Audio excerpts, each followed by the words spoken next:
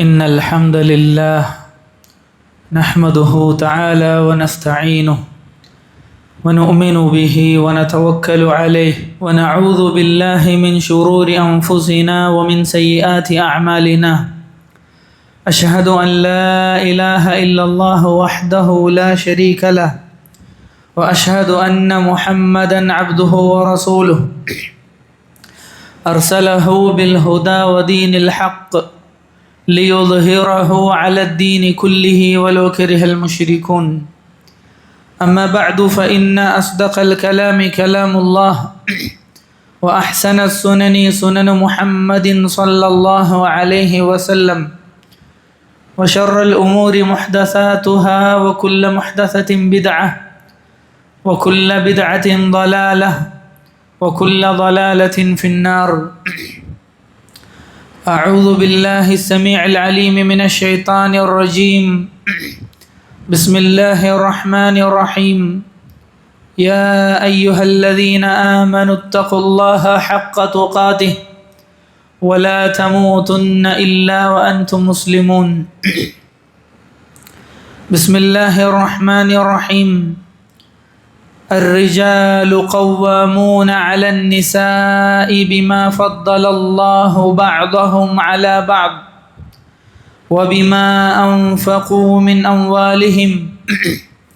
فالصالحات قانتات حافظات للغيب بما حفظ الله واللاتي تخافون نشوزهن فعظوهن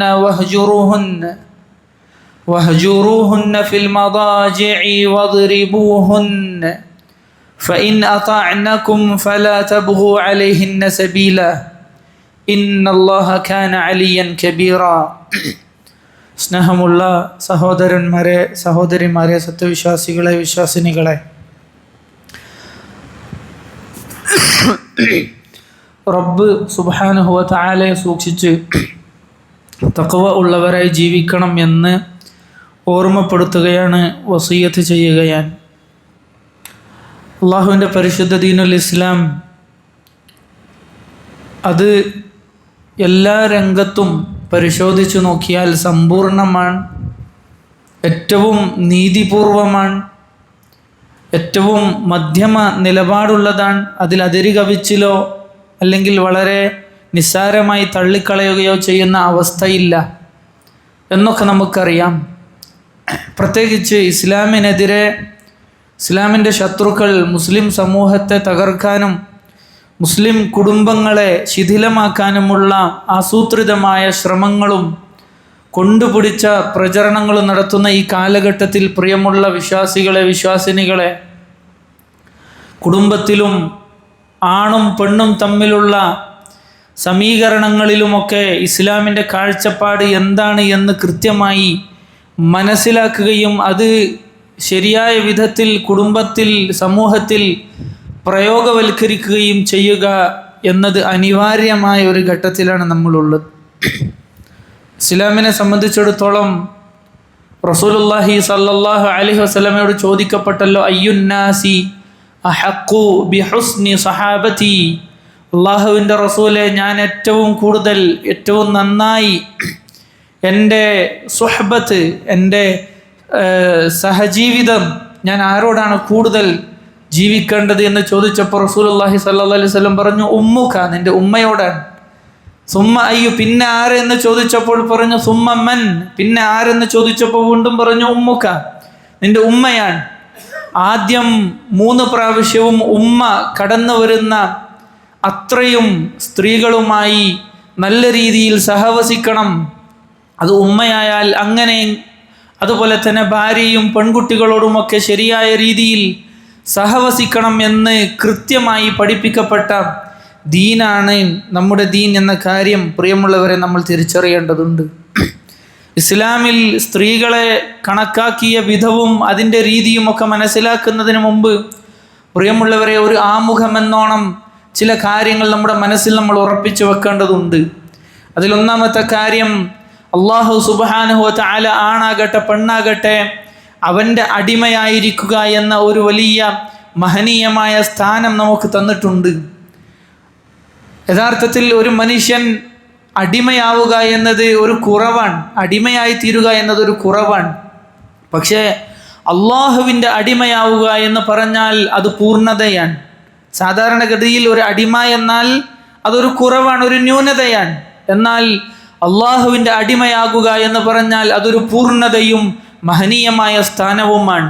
അള്ളാഹു സുബ്ഹാനഹു വ തആല തൻ്റെ റസൂൽ സല്ലല്ലാഹു അലൈഹി വസല്ലമയെ കുറിച്ച് അവിടത്തേക്ക് നൽകിയ വലിയ പദവിയായ വലിയ അനുഗ്രഹമായ ഇസ്രാ മിഅ്റാജിനെ കുറിച്ച് പറയുമ്പോൾ അള്ളാഹു ഉപയോഗിച്ച വാക്കെന്താണ്? സുബ്ഹാനല്ലദീ അസ്റാ ബിഅബ്ദിഹി, അല്ലേ? തൻ്റെ അടിമയെ ഇസ്രാ കൊണ്ടുപോയ അള്ളാഹു ആകുന്നു പരിശുദ്ധൻ എന്നാണ്. അപ്പോൾ അതൊരു സ്ഥാനമാണ്.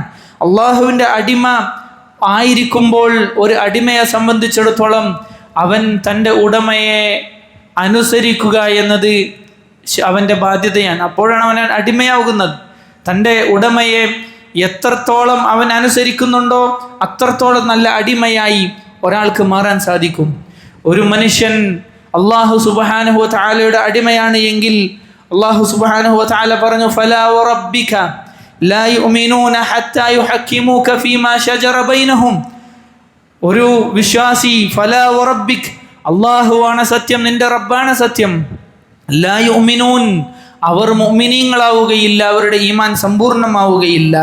ഹത്താ യുഹക്കിമൂക ഫീമാ ശജറ ബൈനഹും, അവർക്കിടയിലുണ്ടായ അഭിപ്രായ ഭിന്നതകളിൽ താങ്കളെ വിധികർത്താവാക്കി അതിനെ അംഗീകരിച്ച് അനുസരിക്കുന്നത് വരെ അയാളുടെ ഈമാൻ സമ്പൂർണ്ണമാകില്ല എന്ന് റബ്ബ് സുബ്ഹാനഹു വ തആല നമ്മളെ പഠിപ്പിക്കുകയാണ്.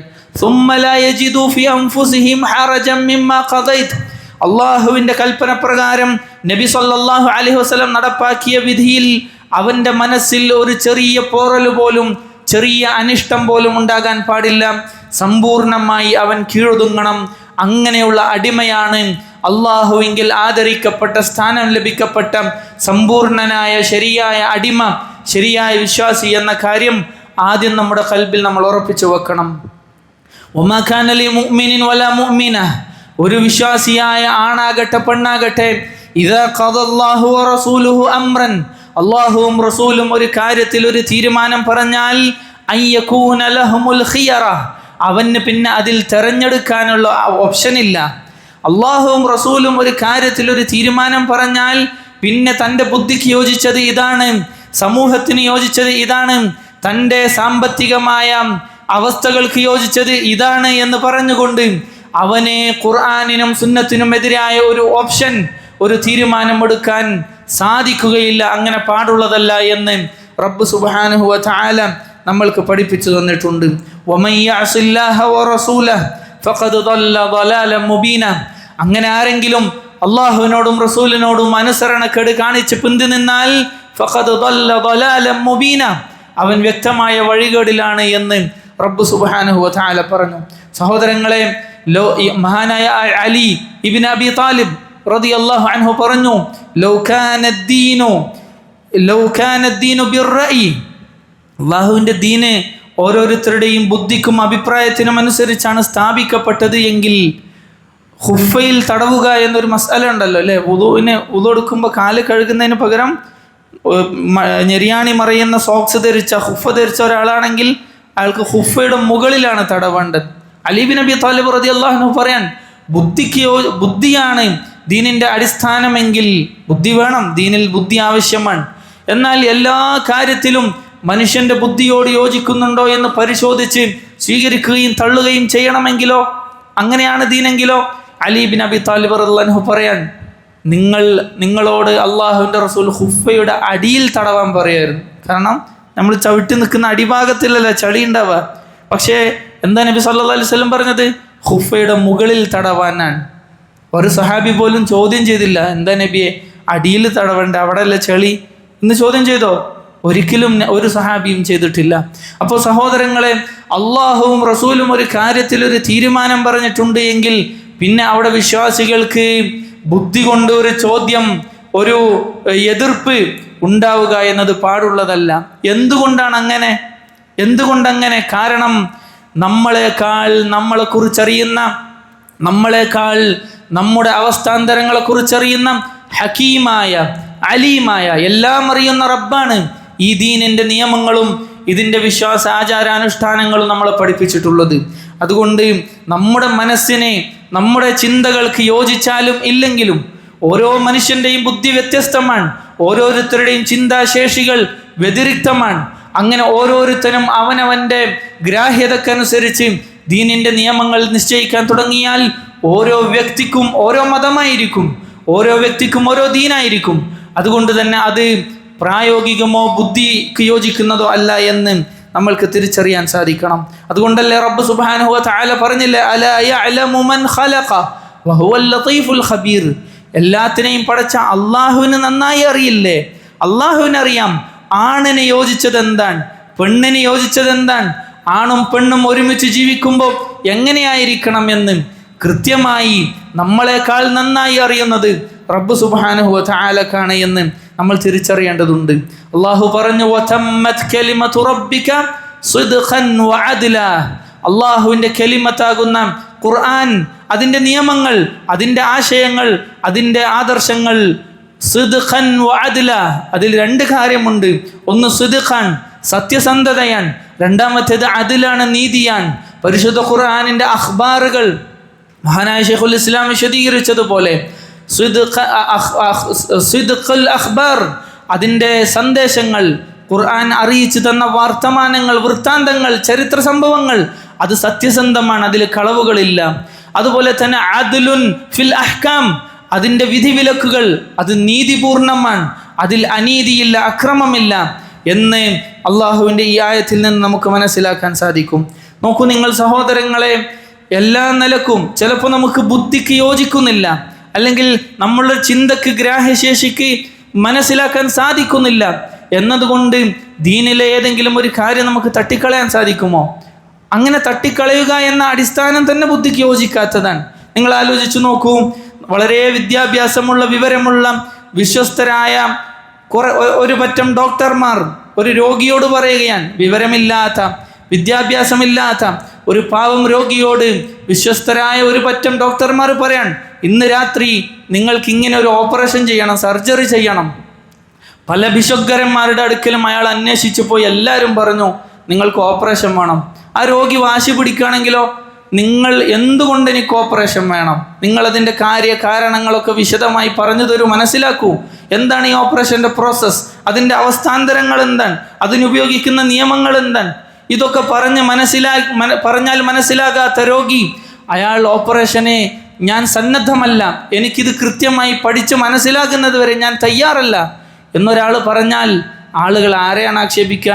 ഡോക്ടറിനെയാണോ രോഗിയാണോ? അറിവില്ലാത്ത രോഗിയാണ് അല്ലേ?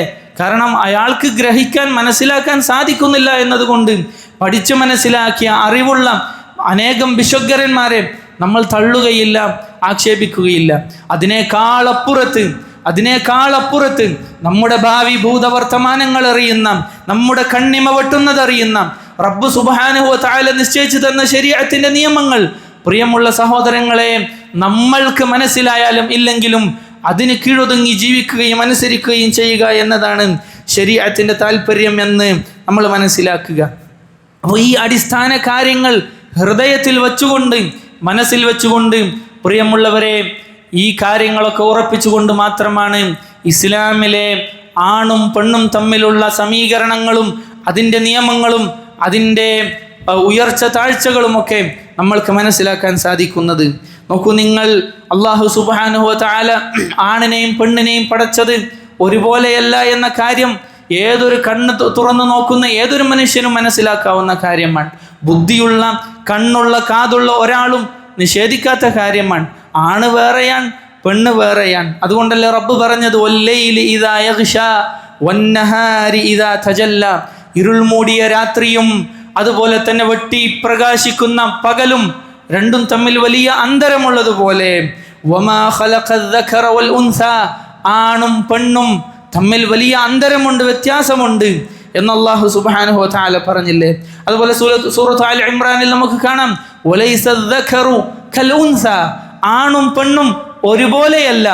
ആണിന് ആണിൻ്റെതായ പ്രത്യേകതകളും സ്ഥാനവും ഉയർച്ചയുമുണ്ട്, പെണ്ണിന് പെണ്ണിൻ്റെതായ പ്രത്യേകതയും സ്ഥാനവുമുണ്ട്. എല്ലാവരും അവരവരുടെ കഴിവുകളും ശക്തിയും സ്ഥാനവും ഉയർച്ചയും താഴ്ചയും ഒക്കെ മനസ്സിലാക്കി അതനുസരിച്ച് നിലകൊള്ളുമ്പോഴാണ് കുടുംബങ്ങളിൽ രമ്യത സംഭവിക്കുന്നത്, സമൂഹത്തിൽ സമാധാനം ഉണ്ടാകുന്നത് എന്ന് പ്രിയമുള്ളവരെ നമ്മൾ തിരിച്ചറിയേണ്ടതുണ്ട്. രണ്ട് വാളുകൾ ഒരേ ഉറയിൽ ഒരുമിച്ച് നിൽക്കുകയില്ല എന്നതുപോലെ ഒരേ സ്വഭാവത്തിലുള്ള ഒരേ നിലവാരത്തിലുള്ള ആളുകളാണ് ആണും പെണ്ണുമെങ്കിൽ, ആണും പെണ്ണുമൊക്കെ ഒരേപോലെയാണ് എങ്കിൽ ഒരിക്കലും കുടുംബജീവിതത്തിൽ രമ്യത ഉണ്ടാവുകയില്ല. മറിച്ച് ആണിൻ്റെ കുറവുകൾ പെണ്ണ് പരിഹരിക്കുകയും പെണ്ണിൻ്റെ കുറവുകൾ ആണ് പരിഹരിക്കുകയും ചെയ്യുകയും അങ്ങനെ ആണിൻ്റെ ഒരു മേൽക്കോയ്മ അവിടെ ഉണ്ടാവുകയും ചെയ്യുമ്പോഴാണ് യഥാർത്ഥത്തിൽ കുടുംബങ്ങളിൽ സമാധാനവും ശാന്തിയും കൈവരുന്നത് എന്ന് നമ്മൾക്ക് തിരിച്ചറിയാൻ സാധിക്കും. ഇൻഷാ അല്ലാഹ് കൂടുതൽ വിശദീകരിക്കാം.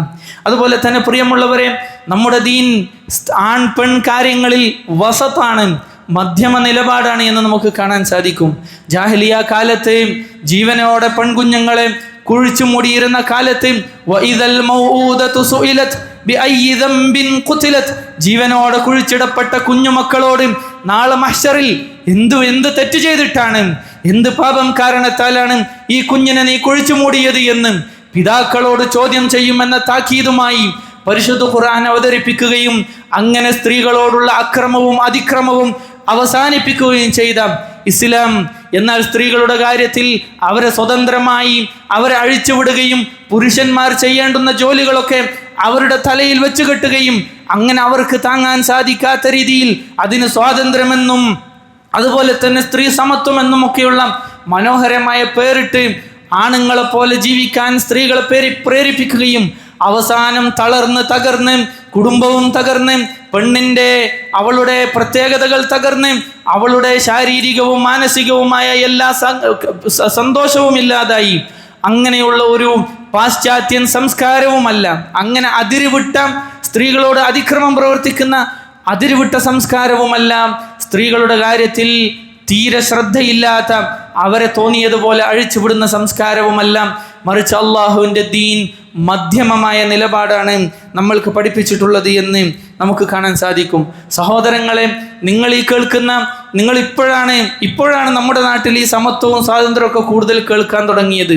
10, 25, 30 വർഷം മുമ്പ് യൂറോപ്പിൽ ഇതിനു വേണ്ടി സംസാരിച്ച ആളുകൾ തന്നെ ഇന്ന് മാപ്പ് പറഞ്ഞ്, സ്ത്രീകൾ തന്നെ ഇന്ന് മാപ്പ് പറഞ്ഞ് ഞങ്ങൾക്ക് മനസ്സിലായിരിക്കുന്നു, ആണിനെ പോലെ ജോലി ചെയ്യാൻ ഞങ്ങൾ ആവശ്യപ്പെട്ട് സമരം ചെയ്തപ്പോൾ ആണുങ്ങളൊക്കെ ഞങ്ങളോട് പറഞ്ഞു, ശരി ചെയ്തോ, നിങ്ങൾക്ക് ഞങ്ങളെ പോലെ തന്നെ ശമ്പളവും ജോലിയും ഒക്കെ തരാം. പക്ഷേ ഇറങ്ങിയപ്പോഴാണ് മനസ്സിലായത് പെണ്ണിന് പറ്റിയ കാര്യങ്ങളല്ല പലതും. അതുകൊണ്ട് തന്നെ അവരുടെ കുടുംബവും അവരുടെ ഇഫ്ഫത്തും അവരുടെ ലോലതയും എല്ലാം നഷ്ടപ്പെട്ടു എന്ന് ഇതിനു വേണ്ടി വാദിച്ച വലിയ വലിയ സ്ത്രീവാദികൾ തന്നെ തിരുത്തി എഴുതുകയും പുസ്തകങ്ങൾ രചിക്കുകയും ചെയ്ത, അത് വായിക്കുകയും മനസ്സിലാക്കുകയും ചെയ്യുന്ന കാലഘട്ടത്തിലാണ് നമ്മളുള്ളത്. പ്രിയമുള്ളവരെ, നമ്മളിപ്പോഴും പഴയ ചവറ് ആണ് ഇപ്പം എന്ത് ചെയ്യുന്നത്, പുരോഗമനമായി കൊണ്ടുവരുന്നത്. അള്ളാഹു നമ്മളെ കാത്തുരക്ഷിക്കുമാറാകട്ടെ. നോക്കൂ നിങ്ങൾ സഹോദരങ്ങളെ, ഈ ഒരു അടിസ്ഥാന ചിന്തകളിൽ നിന്നുകൊണ്ട് നമ്മൾക്ക് ചില കാര്യങ്ങൾ മനസ്സിലാക്കേണ്ടതുണ്ട്. റബ്ബ് സുബ്ഹാനഹു വ തആല പറഞ്ഞു, അർരിജാലു ഖവ്വാമൂന അലൻ നിസാഇ ബിമാ ഫദ്ദലല്ലാഹു ബഅദുഹും അലാ ബഅദിൻ വബിമാ അൻഫഖൂ മിൻ അംവാലിഹിം. കൃത്യമായി നമ്മൾ മനസ്സിലാക്കുക. നമ്മുടെ കുടുംബജീവിതത്തിൽ ഇത് പാലിച്ചാൽ ഇൻഷാ അല്ലാഹ് വലിയ ഖൈറുണ്ടാകും. അർരിജാലു ഖവ്വാമൂന അലൻ നിസാ, പുരുഷന്മാർ സ്ത്രീകളുടെ മുകളിൽ കൈകാര്യകർത്താക്കന്മാരാകുന്നു. അള്ളാഹുവിൻ്റെ പ്രസ്താവനയാണ്. പുരുഷന്മാർ സ്ത്രീകളുടെ മുകളിൽ കൈകാര്യകർത്തൃത്വം ചെയ്യേണ്ടവരാകുന്നു. കയ്യും എന്നാണ് അതിൻ്റെ ഒരു ചെറിയ വാക്ക്. അതായത് വളഞ്ഞതിനൊക്കെ നേരാക്കുക, പൊട്ടിപ്പോകുന്നതിനൊക്കെ ശരിയാക്കുക, കാര്യങ്ങളൊക്കെ നല്ല രീതിയിൽ കൊണ്ടു നടക്കുക എന്നാണ് കയ്യം എന്ന് പറയാം. കയ്യമിൻ്റെ ഒരു സൂപ്പർലേറ്റീവ് ഖവ്വാം, ധാരാളമായി ആ കാര്യം ചെയ്യേണ്ടുന്നവനാണ് പുരുഷൻ എന്നാണ് അതിൻ്റെ അർത്ഥം. അതായത് കുടുംബത്തിൽ ഒരു പെണ്ണിനെ അല്ലെങ്കിൽ തൻ്റെ കുടുംബത്തിലെ ഉത്തരവാദിത്തങ്ങൾ ഏറ്റെടുത്ത് അത് കൃത്യമായി നടപ്പാക്കുന്നവനാകുന്നു യഥാർത്ഥത്തിൽ ഒരു ആണ് എന്നർത്ഥം. അല്ലാതെ ഞാൻ പാതി നീ പാതി, ഞാനും ജോലിക്ക് പോവുക സമ്പാദിക്കാം, നീയും ജോലിക്ക് പോവുക സമ്പാദിക്കാം, സ്ത്രീകൾ ജോലിക്ക് പോകുന്ന ഹറാമാണ് എന്നല്ല. അങ്ങനെയാണ് ജീവിതം നയിക്കേണ്ടത്. രണ്ടാൾക്കും എല്ലാ കാര്യത്തിലും ഉത്തരവാദിത്വം പകുത്തു നൽകണം. നീ ജോലിക്ക് പോകുമ്പോൾ ഞാൻ കുഞ്ഞിനെ നോക്കും, ഞാൻ ജോലിക്ക് പോകുമ്പോൾ നീ കുട്ടിയെ നോക്കും.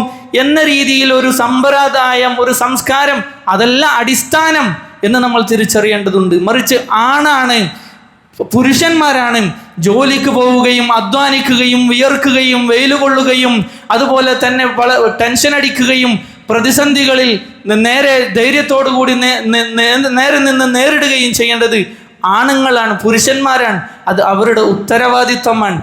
അർറിജാലു ഖവ്വാമൂന അലൻ നിസാ. അത് കേവലം ഒരു ഉത്തരവാദിത്വം മാത്രമല്ല, അതൊരു സ്ഥാനവും കൂടിയാണ്. സ്ത്രീകളെക്കാൾ പുരുഷന്മാർക്ക് ഇസ്ലാമിൽ സ്ഥാനം കൊടുത്തിട്ടുണ്ട്. ആണും പെണ്ണും ഒരുപോലെയല്ല എന്ന് പറയുമ്പോൾ നമ്മൾ വിചാരിക്കേണ്ട അത് സ്ത്രീകളെ താഴ്ത്തിക്കെട്ടലാണ് എന്ന്. നിങ്ങളൊരു സ്ഥാപനം എടുത്തു നോക്കിയാൽ സ്ഥാപനത്തിൽ മുതലാളി ഉണ്ടാവും, തൊഴിലാളി ഉണ്ടാവും. എന്ന് വെച്ച് തൊഴിലാളിയെ താഴ്ത്തിക്കെട്ടലാണോ? അല്ല. മുതലാളിക്ക് പറ്റുന്ന കാര്യങ്ങളുണ്ട്, അയാൾക്കും അയാളുടേതായ ഉത്തരവാദിത്വങ്ങളുണ്ട്. അത് നിർവഹിച്ചത് കൊണ്ടാണ് അയാൾ മുതലാളിയായത്, അല്ലെങ്കിൽ മാനേജറായത്, അല്ലെങ്കിൽ വലിയ സ്ഥാനങ്ങളിലെത്തിയത്. ആ സ്ഥാനം വലിയ ഉത്തരവാദിത്വം കൂടിയാണ്. അത് പൂർത്തിയാക്കുമ്പോഴാണ് അയാൾ ആ സ്ഥാനത്തിരിക്കാൻ യോഗ്യനാകുന്നത്. അത് ചെയ്യാൻ സാധിക്കാത്തത് കൊണ്ടാണ് മറ്റേ ആൾ തൊഴിലാളിയായി തുടരുന്നത്. ഓരോരുത്തർക്കും അവരുടേതായ സ്ഥാനങ്ങൾ നമ്മൾക്ക് കൽപ്പിച്ചു കൊടുക്കേണ്ടതുണ്ട്. അള്ളാഹു മനസ്സിലാക്കാൻ തൗഫീഖ് ചെയ്യുമാറാകട്ടെ. അൽ ഖയ്യിമു ഹുവർ റഈസ്. കുടുംബനാഥൻ എന്ന് പറഞ്ഞാൽ അത് പുരുഷനാണ്, ആണാണ്. അവനാണ് കുടുംബത്തിൻ്റെ നേതാവ്. ഇമാം ഇബ്നു കസീർ റഹ്മത്തുള്ളാഹി അലൈഹി പറഞ്ഞു, അല്ലദി യഹ്കുമു അഹ്ലഹു വയുഖവ്വിമു ഇബിജാജഹും. കുടുംബത്തിലെ വളവുകൾ നേരെയാക്കി അവരെ നേരെ ചൊവ്വേ നടത്തേണ്ടത് ആണുങ്ങളാണ്, പുരുഷന്മാരാണ്. അതെന്തുകൊണ്ട് എന്ന് ഏതൊരു ആണിനും പെണ്ണിനും ചിന്തിച്ചു നോക്കിയാൽ തന്നെ മനസ്സിലാകും. അവരുടെ ഖിൽഖത്തിൽ, അവരുടെ ശരീരപ്രകൃതിയിൽ, അവരുടെ മാനസികമായ കെട്ടുറപ്പിൽ, ധൈര്യത്തിൽ, സ്ഥൈര്യത്തിൽ ഒക്കെയുള്ള വ്യത്യാസങ്ങൾ പരിശോധിച്ചു നോക്കിയാൽ ഏതൊരാൾക്ക് മനസ്സിലാക്കാൻ സാധിക്കും. മാത്രമല്ല അതൊരു വലിയ ഉത്തരവാദിത്വം കൂടിയാണ്. കുല്ലുകും റാഇൻ വകുല്ലുകും മസ്ഊലുൻ അൻ റഇയ്യതിഹി എന്ന് പറഞ്ഞ് നബി സല്ലല്ലാഹു അലൈഹി വസല്ലം ആദ്യം എണ്ണിയത് അർറജുലു റാഇൻ ഫി അഹ്ലി. ഒരു പുരുഷൻ, ഒരു ആണ്, അവൻ്റെ ഉത്തരവാദിത്വം, അവൻ്റെ കുടുംബത്തിൻ്റെ മുഴുവൻ ഉത്തരവാദിത്വവും ആ ആണിൻ്റെ മുകളിലുണ്ട്. വഹുവ മസ്ഊലുൻ അൻ റഇയ്യതിഹി. അവനോടാണ് അള്ളാഹു ചോദിക്കുക. ഭാര്യയ്ക്ക് ഭക്ഷണം കൊടുത്തിട്ടില്ലെങ്കിൽ ആണിനോട് അള്ളാഹു ചോദിക്കും. ഭാര്യയ്ക്ക് വസ്ത്രം കൊടുത്തിട്ടില്ലെങ്കിൽ ഭർത്താവിനോട് അള്ളാഹു ചോദിക്കും. അതുപോലെ കുടുംബം നോക്കിയിട്ടില്ലെങ്കിൽ അള്ളാഹു ആണുങ്ങളോട് ചോദിക്കും. മനസ്സിലായില്ലേ? അത് പുരുഷൻ്റെ ഉത്തരവാദിത്വമാണ്, ബാധ്യതയാണ്. അത് നമ്മൾ തിരിച്ചറിയേണ്ടതുണ്ട്. അള്ളാഹു സുബ്ഹാനഹു വ തആല തൗഫീഖ് ചെയ്യുമാറാകട്ടെ. അൽഹംദുലില്ലാഹി വഹ്ദഹു വസല്ലല്ലാഹുമ്മ അലാ നബിയ്യിനൽ മുസ്തഫ വഅലാ ആലിഹി വഅസ്ഹാബിഹി അജ്മഈൻ. അമ്മാ ബഅദ്. പ്രിയമുള്ള സഹോദരങ്ങളെ, സത്യവിശ്വാസികളെ, പരിശുദ്ധ ദീനുൽ ഇസ്ലാമിൻ്റെ കാഴ്ചപ്പാടിൽ ആണും പെണ്ണും ഒരുപോലെ അല്ല എന്നും പുരുഷന്മാർക്ക് ഇസ്ലാം ചില സ്ഥാനങ്ങളും ഉത്തരവാദിത്വങ്ങളും കൊടുത്തിട്ടുണ്ട് എന്നുമൊക്കെ നമ്മൾ മനസ്സിലാക്കി. അതിൻ്റെ അർത്ഥം സ്ത്രീകൾ അവഗണിക്കപ്പെടേണ്ടവരോ അവരെ അടിച്ചമർത്തപ്പെടേണ്ടവരോ എന്നൊന്നുമല്ല. മറിച്ച് ഇസ്ലാമിൽ ഇങ്ങനെയാണ് എന്ന് കൃത്യമായി ബുദ്ധി കൊണ്ടും തെളിവുകൾ കൊണ്ടുമൊക്കെ നമുക്ക് മനസ്സിലാക്കാൻ സാധിക്കും. ആണിനെയും പെണ്ണിനെയും ഒരുപോലെ ആക്കിയാൽ ഉണ്ടാകുന്ന ദുരന്തങ്ങൾ നമ്മൾ ഇന്ന് സമൂഹത്തിൽ ധാരാളമായി കണ്ടുകൊണ്ടിരിക്കാൻ. സ്ത്രീകൾ തന്നെ ജോലിക്ക് പോകുന്ന സ്ത്രീകളോട് തന്നെ ചോദിച്ചു നോക്കിയാൽ അവർ തന്നെ പരസ്പരം പറയുന്നത് ധാരാളമായി നമ്മൾ കേൾക്കുകയും മനസ്സിലാക്കുകയും ചെയ്തിട്ടുണ്ട്, അല്ലേ? അവരെ കൊണ്ട് പറ്റുന്ന സംഗതികളല്ല അതൊക്കെ. ഏതെങ്കിലും നിർബന്ധിതമായ സാഹചര്യത്തിൽ അത്തരം കാര്യങ്ങൾ ഏറ്റെടുത്ത് നടത്തേണ്ടി വന്നാൽ ചെയ്യുക, അത് ഹലാലാണ് എന്നല്ലാതെ അങ്ങനെയാണ് അടിസ്ഥാനം എന്നൊരിക്കലും നമ്മൾ മനസ്സിലാക്കരുത്. അങ്ങനെ ഒരു ഘട്ടത്തിലേക്കാണ് പോകുന്നത്, അല്ലേ? പ്രത്യേകിച്ച് പുതിയ ചെറുപ്പക്കാർ, പുരുഷന്മാരും സ്ത്രീകളുമൊക്കെ അവരൊരു തീരുമാനം തന്നെ അങ്ങനെയാണ്, രണ്ടാളും ജോലിക്ക് പോവുക എന്നതാണ്. എന്നിട്ട് മക്കളുടെ കാര്യത്തിൽ വലിയ നിരുത്തരവാദപരമായി ഏതെങ്കിലും ഡേ കെയർ സെൻ്ററുകളിലും അതുപോലെ തന്നെ ആരെയെങ്കിലും ഒക്കെ ഏൽപ്പിച്ചിട്ട് ജോലിക്ക് പോവുക. അല്ലാഹു മുസ്തആൻ, അല്ലാഹു കാത്തുരക്ഷിക്കുമാറാകട്ടെ. അങ്ങനെയല്ല. നേരെ മറിച്ച് റസൂലുള്ളാഹി സ്വല്ലല്ലാഹു അലൈഹി വസല്ലം പറഞ്ഞു, ഖൈറുൻ നിസാഇ ഇംറഅത്തുൻ. സ്ത്രീകളുടെ കൂട്ടത്തിൽ ഏറ്റവും നല്ല പെണ്ണെന്ന് പറഞ്ഞാൽ ഇദാ നദർത ഇലൈഹാ സറത്ക. നീ അവളെ നോക്കിയാൽ അവൾ നിന്നെ സന്തോഷിപ്പിക്കും. വഇദാ അമർതഹാ അതാഅത്. നീ അവളോട് വല്ലതും കൽപ്പിച്ചാൽ അവൾ നിന്നെ അനുസരിക്കും. വഇദാ ഗിബ്ത അൻഹാ ഹഫിദത്ക ഫീ നഫ്സിഹാ വമാലിക്. അവളിൽ നിന്ന് നീ ദൂരെ എവിടെയെങ്കിലും പോയി കഴിഞ്ഞാൽ നിന്റെ സമ്പത്തും അതുപോലെ തന്നെ അവളുടെ നഫ്സിനെയും അവൾ ഹറാമിലേക്കോ തെറ്റിലേക്കോ പോകാതെ സംരക്ഷിച്ച് നിനക്ക് വേണ്ടി നിലകൊള്ളുന്നവരാണ് ഏറ്റവും നല്ല പെണ്ണ് എന്ന് നബി സല്ലല്ലാഹു അലൈഹി വസല്ലം നമ്മൾക്ക് പഠിപ്പിച്ചു തരികയാണ്. എന്ന് പറഞ്ഞാൽ ഒരു പുരുഷനെ സഹായിച്ചുകൊണ്ട് കുടുംബത്തിൽ നിലകൊള്ളുന്ന, കുട്ടികളെ നോക്കുന്ന, മക്കളെ, അടുത്ത തലമുറയെ ഏറ്റവും നല്ല രീതിയിൽ വാർത്തെടുക്കുന്ന ഒരു പെണ്ണാണ് ഏറ്റവും നല്ല പെണ്ണ് എന്ന് നമ്മൾക്ക് മനസ്സിലാക്കാൻ സാധിക്കും. പെണ്ണിൻ്റെ സൃഷ്ടിപ്പ് തന്നെ അങ്ങനെയാണ്. മക്കൾ ഏറ്റവും കൂടുതൽ അടുപ്പം കാണിക്കുന്നത് ആരോടാണ്? ഉമ്മമാരോടാണ്. അതുകൊണ്ട് തന്നെയാണ് അവർക്ക് ആ ഉത്തരവാദിത്വം. അള്ളാഹു മനസ്സിലാക്കാൻ തൗഫീഖ് ചെയ്യുമാറാകട്ടെ. അതുകൊണ്ട് സഹോദരങ്ങളെ, വിശ്വാസികളെ, സ്ത്രീകളുടെ കാര്യത്തിൽ അള്ളാഹു സുബ്ഹാനഹു വ തആല നമ്മൾ സൂക്ഷിക്കേണ്ടതുണ്ട്. നബി സല്ലല്ലാഹു അലൈഹി വസല്ലം ധാരാളം ഹദീസുകളിൽ നമ്മളോട് പറഞ്ഞിട്ടില്ലേ, വസ്തൗസൗ ബിന്നിസാഇ ഖൈറാ, ഞാനിതാ ജനങ്ങളെ പെണ്ണുങ്ങളുടെ കാര്യത്തിൽ, സ്ത്രീകളുടെ കാര്യത്തിൽ നന്മ നിങ്ങൾ ഉപദേശിക്കുകയാണ്. അവരോട് നന്മയിൽ വർത്തിക്കണം, നീതിപൂർവ്വം വർത്തിക്കണം. ഫത്തഖുന്നിസാ, സ്ത്രീകളുടെ കാര്യത്തിൽ നിങ്ങൾ അള്ളാഹുവിനെ സൂക്ഷിക്കണം, സ്ത്രീകൾ നിങ്ങൾ സൂക്ഷിക്കണം. ഫഇന്ന ഫിത്നത ബനി ഇസ്രായീൽ കാനത് ഫിന്നിസാ, ബനു ഇസ്രായേലുകൾ നശിക്കാനുള്ള ഒരു കാരണം സ്ത്രീകളുടെ കാര്യത്തിൽ അലംഭാവം കാണിച്ചതാണ് എന്ന് നബി സല്ലല്ലാഹു അലൈഹി വസല്ലം പറഞ്ഞു. മാ തറക്തു ബഅദി ഫിത്നതൻ അദറ അല الرجال മിന النിസാ, പുരുഷന്മാരെ സംബന്ധിച്ച് സ്ത്രീകളെക്കാൾ വലിയ ഒരു പരീക്ഷണത്തെ ഞാൻ നിങ്ങൾക്ക് ഉപേക്ഷിച്ച് പോകുന്നില്ല എന്ന് നബി സല്ലല്ലാഹു അലൈഹി വസല്ലം നമ്മൾ ഓർമ്മപ്പെടുത്തുകയാണ്. അതുകൊണ്ട് പ്രിയമുള്ളവരെ, സഹോദരങ്ങളെ, നമ്മളുടെ ഉത്തരവാദിത്തമാണ് നമ്മുടെ പെൺമക്കളെയും നമ്മുടെ ഭാര്യമാരെയും ഒക്കെ ശരിയായ രീതിയിൽ അവരുടെ ഇഫ്ഫത്ത് നഷ്ടപ്പെടാതെ, അവരുടെ പവിത്രതയും ചാരിത്രവും നഷ്ടപ്പെടാതെ അവരെ കാത്തു സൂക്ഷിക്കുക എന്നത് ആണുങ്ങളുടെ പണിയാണ്. അത് ആ ഉത്തരവാദിത്വം കൃത്യമായി നിർവഹിക്കുന്നില്ല എങ്കിൽ വലിയ കുഴപ്പങ്ങൾ കുടുംബങ്ങളിലും സമൂഹങ്ങളിലും ഉണ്ടാകും എന്നതിൻ്റെ നേർചിത്രമാണ് ഇന്ന് മാധ്യമങ്ങളിലൂടെ നമ്മൾ കാണുന്നത്. അള്ളാഹു നമ്മളെ കാത്തുരക്ഷിക്കുമാറാകട്ടെ. റബ്ബ് സുബ്ഹാനഹു വ തആല പറഞ്ഞ ആയത്ത് നമ്മുടെ ഹൃദയത്തിൽ എപ്പോഴും ഓർമ്മിക്കണം. യാ അയ്യുഹല്ലദീന ആമനു ഖൂ അൻഫുസകും വ അഹ്ലീകും നാറ, വിശ്വാസികളെ, സത്യവിശ്വാസികളെ, ഖൂ അൻഫുസകും, നിങ്ങൾ നിങ്ങളുടെ സ്വന്തത്തെ സംരക്ഷിക്കണം, രക്ഷിക്കണം. വ അഹ്ലീകും, നിങ്ങളുടെ കുടുംബത്തെയും രക്ഷിക്കണം. നാറ, കത്തിജ്വലിക്കുന്ന നരകാഗ്നിയിൽ നിന്ന് നിങ്ങളെയും നിങ്ങളുടെ കുടുംബത്തെയും സംരക്ഷിച്ച് നല്ല രീതിയിൽ തഖ്വയോടുകൂടി മുന്നോട്ട് പോകണമെന്ന് റബ്ബ് സുബ്ഹാനഹു വ തആല പറഞ്ഞു. വഖൂദുഹൻ നാസു വൽ ഹിജാറ, ആ നരകത്തിൽ കത്തിക്കപ്പെടുന്ന വിറകെന്ന് പറഞ്ഞാൽ കല്ലുകളും അതുപോലെ തന്നെ മനുഷ്യരുമാകുന്നുവെന്ന് നബി അല്ലാഹു സുബ്ഹാനഹു വ തആല നമ്മൾക്ക് താക്കീത് ചെയ്യുകയാണ്. അലൈഹാ മലായികത്തുൻ ഗിലാദുൻ ശിദാദ്, പരുഷന്മാരായ കടുകട്ടിയുള്ള മലക്കുകളാകുന്നു ആ നരകത്തിന്റെ കാവലാളുകളായി നിലകൊള്ളുന്നത് എന്ന് റബ്ബ് സുബ്ഹാനഹു വ തആല പറഞ്ഞു. ലാ യഅസൂനല്ലാഹ മാ അമറഹും വയഫഅലൂന മാ യുഅമറൂൻ, ആ മലക്കുകൾ അല്ലാഹു കൽപ്പിച്ചതിൽ നിന്ന് ഒരു അണുവിട പോലും തെറ്റിക്കുകയില്ല. അല്ലാഹു എന്താണോ കൽപ്പിച്ച ശിക്ഷ അത് നടപ്പാക്കുക തന്നെ ചെയ്യും എന്ന ഓർമ്മ നമ്മൾക്കുണ്ടാകണം. ആ നരകത്തിൽ നിന്ന് നമ്മുടെ കുടുംബത്തെ, നമ്മുടെ പെൺമക്കളെ, നമ്മുടെ ഭാര്യമാരെ, നമ്മുടെ ആൺമക്കളെ, നമ്മളുടെ സ്വന്തത്തെ രക്ഷപ്പെടുത്താൻ പരിശുദ്ധ ദീനിന്റെ ശരിയായ സമീകരണങ്ങൾ, കുടുംബ സമീകരണങ്ങൾ നമ്മൾ തിരിച്ചറിയുകയും പഠിക്കുകയും മനസ്സിലാക്കുകയും നടപ്പാക്കുകയും ചെയ്യുക. റബ്ബ് തൗഫീഖ് ചെയ്യുമാറാകട്ടെ. أقول قولي هذا وأستغفر الله لي ولكم فاستغفروه.